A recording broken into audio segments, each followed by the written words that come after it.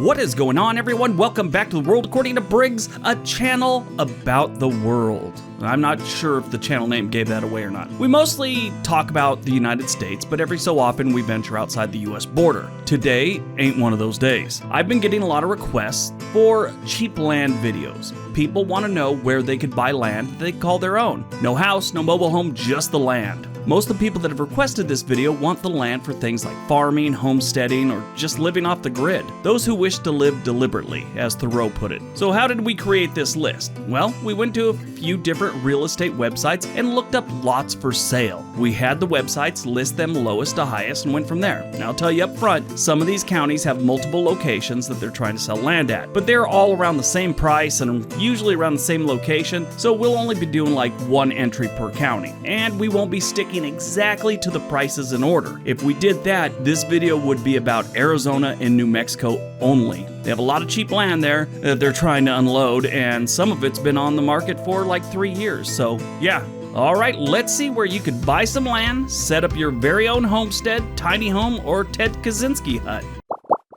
Number 10, Klamath County, Oregon. We start off in my home state of Oregon. Prices have gone up at a good clip in the state over the last 10 years, but most of our rural eastern parts still have acres of land that cost around what a millennial couple spends on coffee a year. That coffee average is $2,013 a year per person. Yeah, I'm not even kidding. I didn't know that's how much people were spending on coffee. I mean, I'm probably one of them. I just never added it up. Klamath County in 2020 has a handful of acres selling for around $4,000 each. This is just land, some bushes, a couple of trees, and dirt. Most of these spots are around the big city of Beatty, Oregon. I'm just kidding. They actually only have about 30 people, and a mini mart that thinks beer in all caps is a good sales strategy.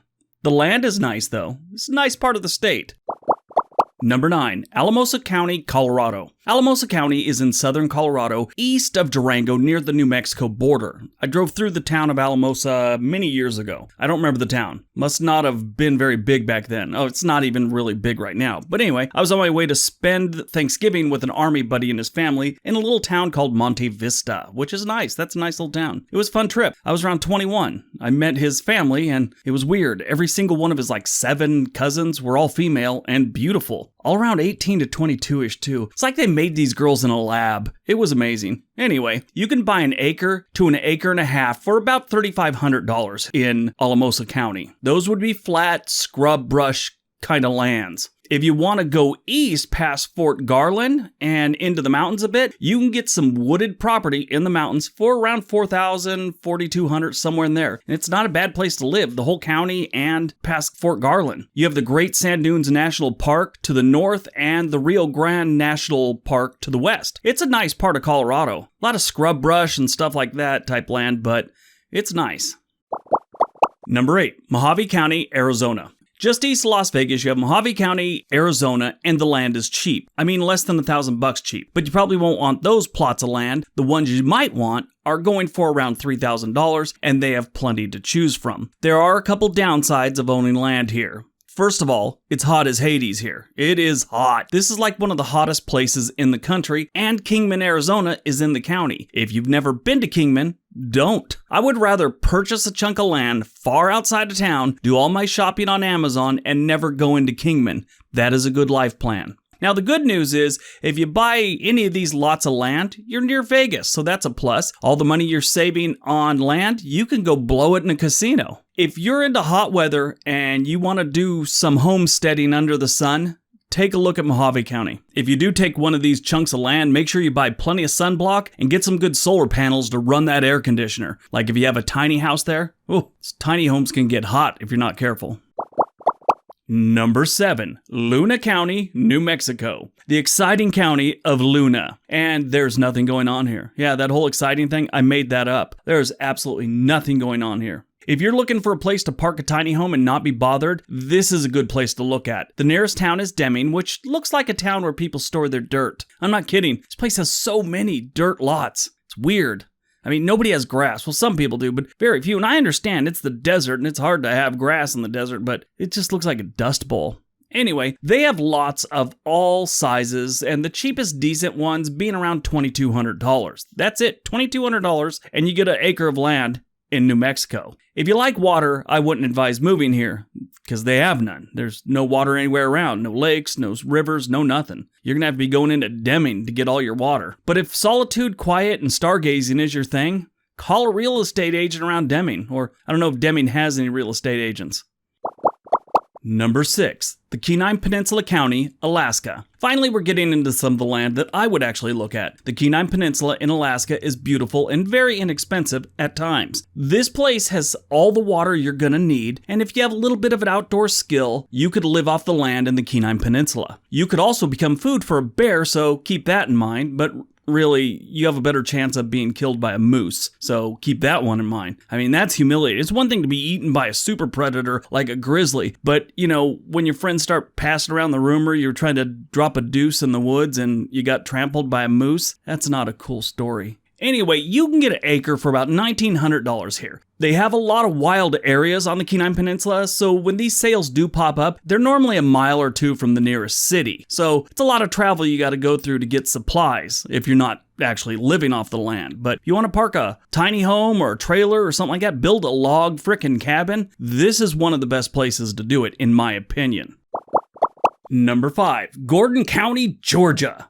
In and around Gordon County, Georgia, you can find more than a few pieces of land that are lost in the woods, far removed from anything that would be considered a town, or village, or burg, or gas station. Not just Gordon County. This area has some really good ones, starting off around $1,800 an acre, which is solid, especially for this area. Plenty of trees, plenty of water, and more than enough gnats and ticks. If you've ever been walking around the Georgia outback, you know exactly what I'm talking about. But if you're looking for a place in the woods and you have, like nice bug repellent, take a look at Gordon County, Georgia. Number 4, Delaware County, Oklahoma. Yeah, you heard me right. Oklahoma. Normally you won't hear people recommending Oklahoma for anything other than cheap land. Here we are. They have plenty of it. Delaware County is on the eastern side of Oklahoma near the Arkansas border. It's the good part of Arkansas, which makes it a little more attractive. There's other parts of Arkansas that you want to stay away from, but that whole Fayetteville, Springdale, Rogers area, that's decent. Now, this one's a little bit different. They already have the laid out roads and they have plenty of lots to sell. This might not be the best for people that want to homestead or live off the grid, but you can't beat the price. Now, besides just these, they do have some in the area that aren't part of this community that are a decent price too. This one just comes with like the pool and all the stuff you'd get from a gated community. They just have too many lots to sell and no one, it seems to me, is biting on them. So it might be a good opportunity for a lot of people. Number 3, Sharp County, Arkansas. Sharp County is located in northern Arkansas, and as of the 2010 census, the population was 17,000 people. They figure 2020 it's going to be close to the same. The county was formed on July 18, 1868, and is named after Ephraim Sharp, a local politician. They have a bit of history of racism in this place. Sharp County was featured on the PBS program Banished for some events that took place in 1906. It was done by the Independent Lens. It didn't paint a pretty picture of this community. That was over 100 years ago. These days, they're known for having a lot of cheap land, and they got plenty of it. Not just Sharp County. They have a bunch in the surrounding area as well. You can get an acre and a half of land in the woods for $2,300. It could take some digging and some timing because they go quick, but they have them. If you feel like spending $4,000, you could find an acre on a creek or a river away from everyone. Do all that fall off the grid stuff in Arkansas if you wanted.